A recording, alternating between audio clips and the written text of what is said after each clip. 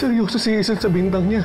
Naniniwala talaga siya si Colleen yung pamatay kay Jessica. Magbintang siya hanggat gusto niya. Pero lalabas din ang katotohanan na walang kasalanan ng anak natin. May natagpo ang abandoned vehicle sa may Fairview. Police can't confirm it yet, pero meron siyang dent doon sa may bumper in the same area kung saan nabangga si Jessica. Kakaroon na ng hustisya kapag nakulong na yung Colleen na yan. Kaya pinapangako ko, anak, hindi ko patatahimikin si Colleen.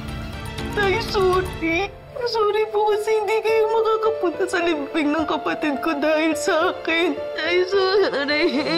Sorry, Jessica. Sana alam mo kung gaano kita kamahal.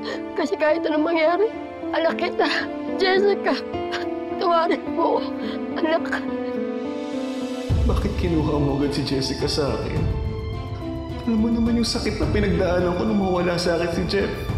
Si Anding at saka si Colleen. Tapos ngayon na nagkaayos na kami. Pinawi mo naman sa akin si Jessica.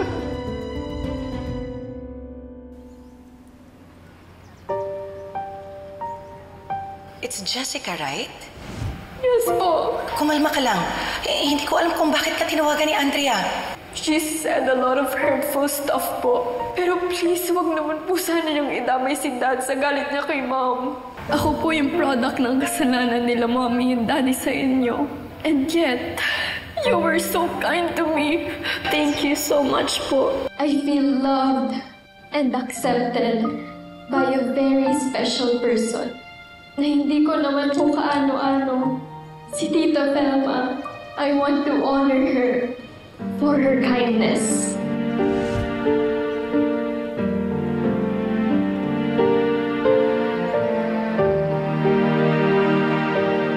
Kuya Jeffrey, bakit gising ka pa? Ano ka nakausap? Lusok tayo? Sorry. Jessica! Tama na yan! Jessica! Doon ka! Jessica! Doon ka! Tama na! Sampit!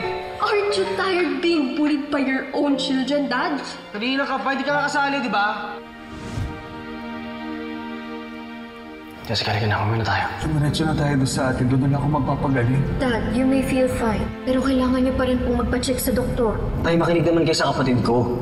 Jessica, hindi ka bababa. Kasama ka namin, hindi ka namin iiwan. Kasama ka namin uuwi.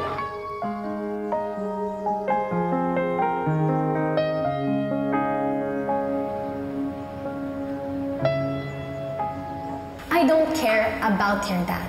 And please, tell your good-for-nothing mother that she disrespected my family first when she stole my father.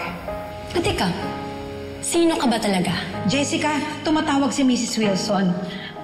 Ate Andrea, huwag mo nang pagalitan si Ate Colleen. Sabi nang huwag mo kong tatawaging ate, huwag kang nakikialam dito kasi hindi ka namin kaano-ano. Bisita natin si Jessica. Ang bisita, welcome dito sa bahay. Hindi naman welcome yan dito eh. Pinapasok na po ako ni Jessica. Minadali niya ako. Hindi ko alam kung bakit. Tinulak niya po sa stairs. I'm sorry, hindi ko siya napigilan. Wala kang kasalanan, Jessica. Pero ako malaki ang kasalanan ko sa'yo. Sorry. Tapos na yun. Kalimutan na natin.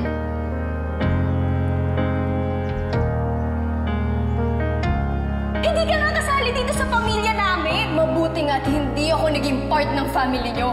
Dahil ayoko magkaroon ng mga kapatid na bastos at hindi marunong mag-forgive. At anong gagawin mo, ha? Pipigilan mo yung annulment nila ng mommy mo? Walang iya ka!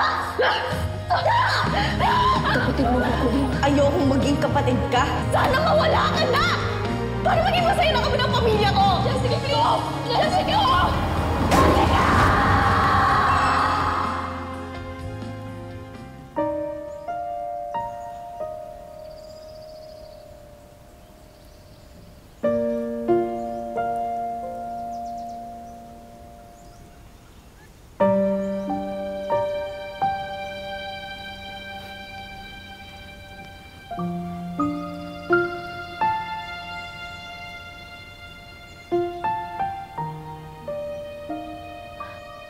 Mga walang iya kayo.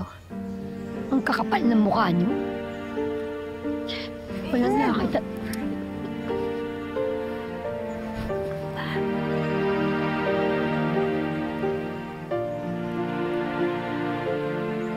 Sana panaginip lang to, anak.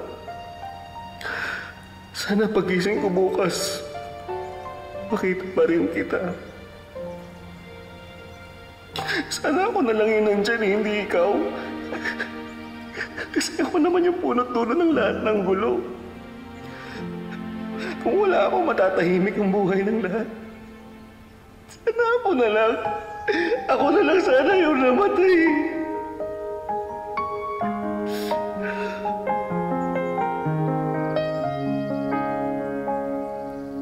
Kala nyo Hazel, ano ba? Huwag tama na!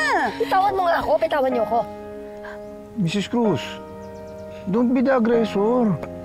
Huwag ho tayo basta sugod ng sugod. Madidemanda ho kayo. If you want justice for your daughter, idaan ho natin sa batas. Huwag po tayo magpadala sa emosyon. Attorney, wala na akong pakialam sa batas-batas na yan. Sobrang pag-iinsulta naman ang ginawa nila sa akin. Kami lang dapat ni Manuel na naglulok sa akin, Jessica. Hindi sila dapat kasali. Friend, di ba pinagbawalan mong pumunta yan? Oo. At pinagsisisihan ko yun. Pero akala ko, pupunta pa rin si Manuel para dahil mahayan ako. Hindi ko na makakalain na sasalisi siya. Sasama niya pa yung pamilya niya sa labas.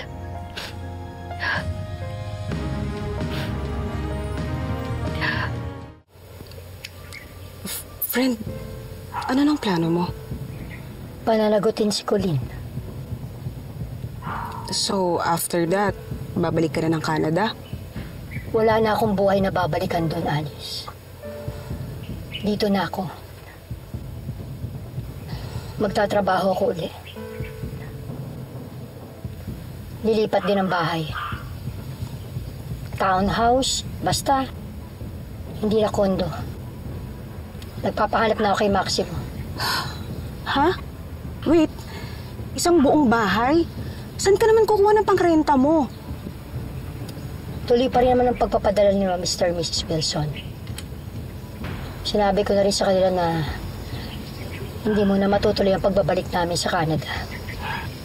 Hindi naman nila binawi yung binigay nilang pambili ng plane tickets. So may pera ako. Pero bakit isang buong bahay? Alice, may pinaghahandaan. Pinaghahandaan kong pagbabalik ni Manuel. Babalik si Manuel, Alice. Friend, alam ko nagluluksa ka. Pero wag naman delulu. Paano naman babalik si Manuel at bakit? Wala na si Jessica. Ang kaisa-isang pag-asa mo para balikan ka ng asawa mo. Just wait and see, Alice.